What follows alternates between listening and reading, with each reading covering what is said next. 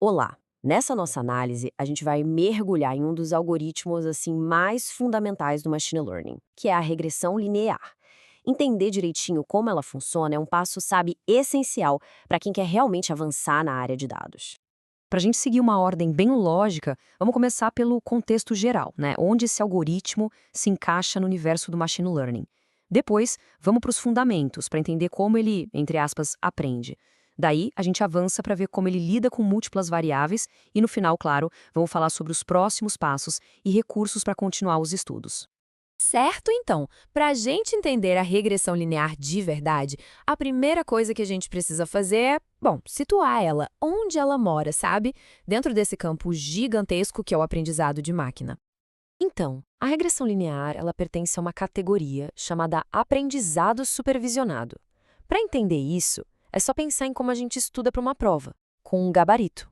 O algoritmo é supervisionado justamente por isso. Ele treina com um monte de dados onde as respostas certas já existem, já estão lá. Ele olha os exemplos, aprende os padrões, para só depois conseguir fazer as próprias previsões sem a cola.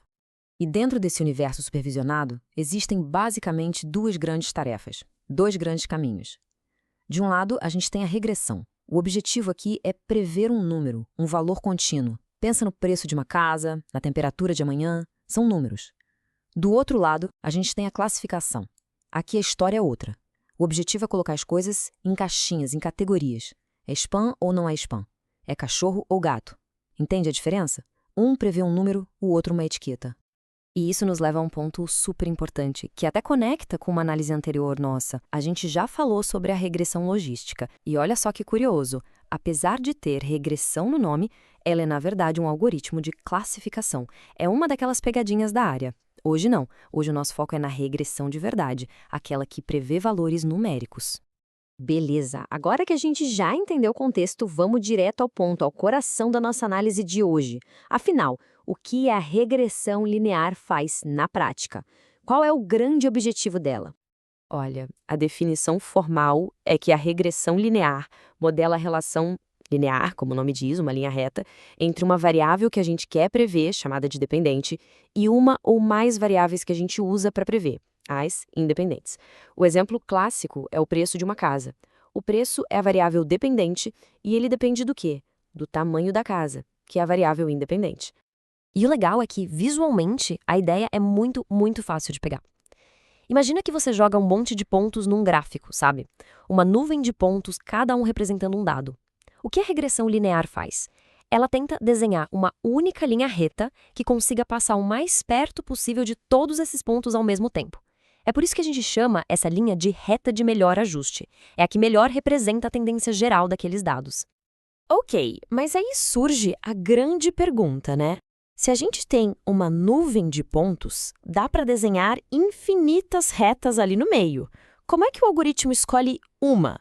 Como ele sabe qual é a melhor de todas, matematicamente falando? Essa é a pergunta de US$ 1 milhão. E a resposta está toda num conceito: otimização. O objetivo do algoritmo é simples: encontrar a única reta que comete o menor erro possível no geral.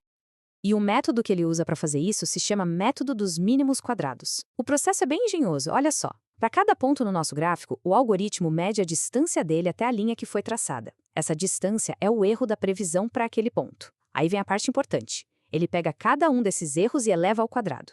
E por que ao quadrado? Tem dois motivos ótimos. Primeiro, para que os erros positivos e negativos não acabem se cancelando.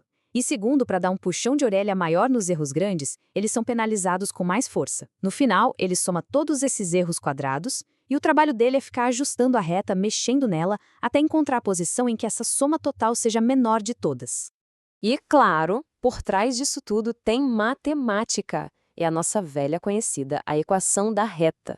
O tal aprendizado do algoritmo é, na verdade, encontrar os valores perfeitos para os coeficientes dessa equação, o beta 0 e o beta 1. Pensa assim, o beta 0 diz a altura em que a reta começa, onde ela corta o eixo y, e o beta 1 define a inclinação dela, se ela sobe muito ou pouco. O algoritmo vai testando combinações desses dois valores até achar aquela que faz a soma dos erros quadrados ser a menor possível. Bom, até agora a gente simplificou bastante, né? Falamos de usar uma única característica para prever outra. Mas a gente sabe que o mundo real é bem mais complexo. E é aí que a verdadeira força da regressão linear aparece. O legal é que o conceito todo é escalável. Quando a gente usa uma única variável x para prever um y, chamamos de regressão linear simples. Mas e se a gente usar várias? O tamanho da casa, o número de quartos, a idade do imóvel? Aí a gente entra na regressão linear múltipla. E a beleza da coisa é que a lógica central, a de minimizar a soma dos erros quadrados, continua exatamente a mesma. A única diferença é que, em vez de ajustar uma linha num gráfico 2D, o algoritmo está ajustando um plano ou um hiperplano no espaço com muito mais dimensões. Bom, para a gente fechar essa análise e garantir que os conceitos ficaram bem fixos, vamos recapitular rapidinho os pontos mais importantes e já apontar o caminho para quem quiser continuar estudando. Então, vamos lá. O que a gente precisa guardar sobre regressão linear? Primeiro de tudo, é um algoritmo de aprendizado supervisionado. A função dele é modelar relações lineares, retas entre as variáveis. Ele serve para prever valores contínuos, números, e não categorias. Para fazer isso, ele usa o método dos mínimos quadrados para achar a reta com o menor erro possível.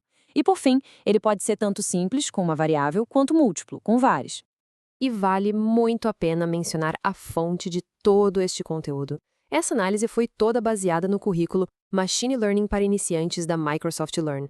É um material fantástico, gratuito, de código aberto, e eu realmente recomendo para quem quiser aprofundar os conhecimentos de uma forma bem estruturada e didática.